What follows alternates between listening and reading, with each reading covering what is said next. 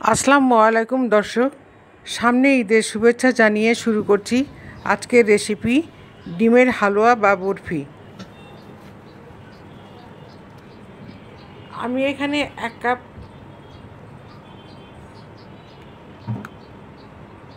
Cup চিনি নিয়েছি, 6টা ডিম নিয়েছি, 1/3 কাপ গুঁড়ো দুধ নিয়েছি, 1 পিঞ্চ লবণ, ঘি, একটা গোল চামচে ভর্তি ঘি নিয়েছি। নিয়ে আমি এই ডিমের বরফি বা হালুয়া তৈরি করছি। এটা দেখানো হয়নি, স্কিপ করে গেছে, ওই জন্য আমি মুখে বলে দিলাম। যদি আমি কোনো দিন সময় পাই তো আবার আমি এই রেসিপিটা দেখাবো। আমার রেসিপি যারা দেখছেন এবং সাবস্ক্রাইব করেনি তারা সাবস্ক্রাইব করে ফেলুন, এবং আপনারা ঈদে যারা ডিমের হালুয়া বা বরফি তৈরি করবেন, এটা আপনারা তৈরি করতে পারেন। এটা একটা আপনাদের আইটেম হবে ডাইনিং টেবিলে। আমি এখন চুলায় চলে আসলাম, এবং কোনো সময় হাত থামানো যাবে না, সবসময় নাড়তে থাকতে হবে। এবং এই ডিমের বরফি বা হালুয়া তৈরি করতে খুব সামান্য তাপ লাগে, অল্প আঁচে আমি এটা রান্না করব, খুবই অল্প আঁচে, নইলে দানা বেঁধে যাবে। আর হাত থামানো যাবে না, কোনো সময় হাত থামানো যাবে না, সব সময় এই প্যাচেলার দিয়ে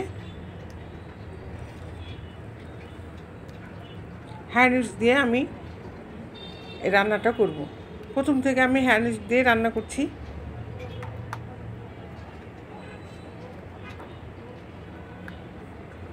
এবং দ্রুত হাত চালাতে হবে, হাত ঘোরাতেই থাকতে হবে, সবসময় দ্রুত আমি হাত চালাচ্ছি। সামান্য জর্দার রং দিলাম,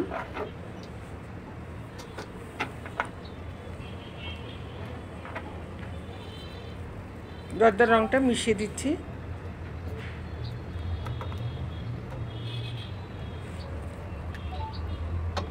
আমি এখানে এলাচ গুঁড়ো দিয়েছি,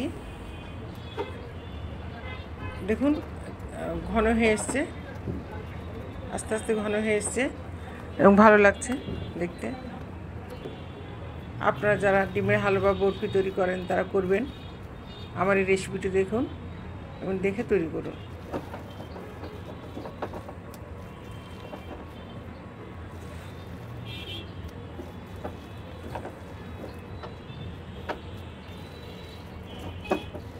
বেশ ঘন হয়ে এসছে,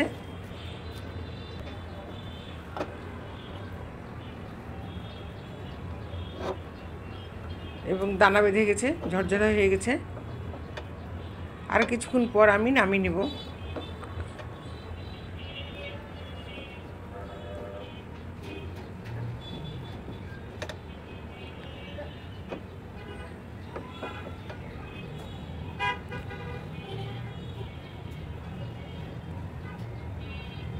ঘুরিয়ে ঘুরিয়ে আমি নাড়ছি, দেখুন ঝরঝরে হয়ে গেছে। এবং কাছে নিয়ে এবার দেখাচ্ছি দর্শক, দেখুন কেমন হয়েছে। আপনাদেরকে আমি খুব ভালো করে দেখাচ্ছি,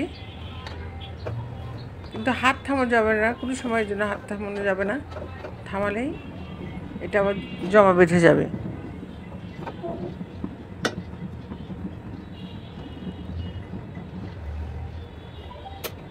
চুলাটা নিভিয়ে দিলাম, হয়ে গিয়েছে। এখন আমি একটা পাত্রে ঢেলে নিচ্ছি। দেখুন হ্যান্ড উইস্কের সাহায্যে আমি ঢেলে নিচ্ছি।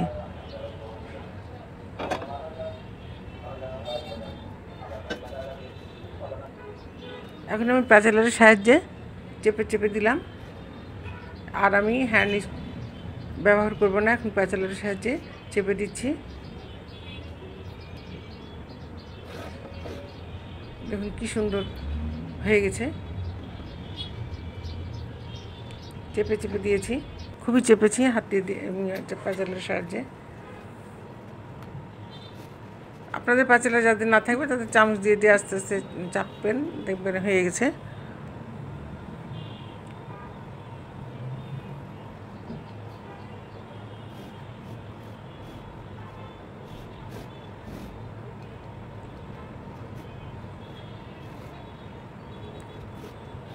আমি কী করে চেপে চেপে নিচ্ছি, যত চাপবো তত বরফিটা ভালো হবে।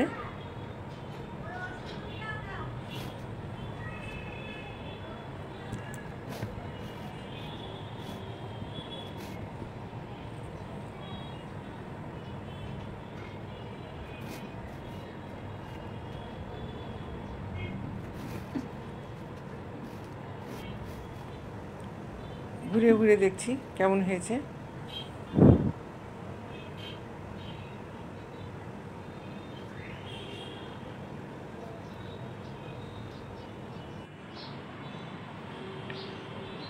এখন আমি চাকুর সাহায্যে কেটে নেব। একটা নাইফ নিয়েছি, নাইফের সাহায্যে কাটছি। দেখুন, একটু সাবধানে কাটতে হবে।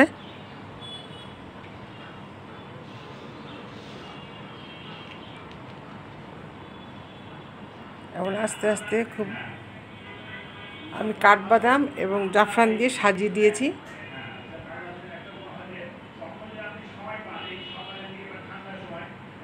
আমি দুইটা পাত্রে দেখালাম, এখানেও কাঠবাদাম এবং জাফরান দিয়েছি, এখানেও দিয়েছি। আপনারা ভালো থাকেন, আল্লাহ হাফিজ।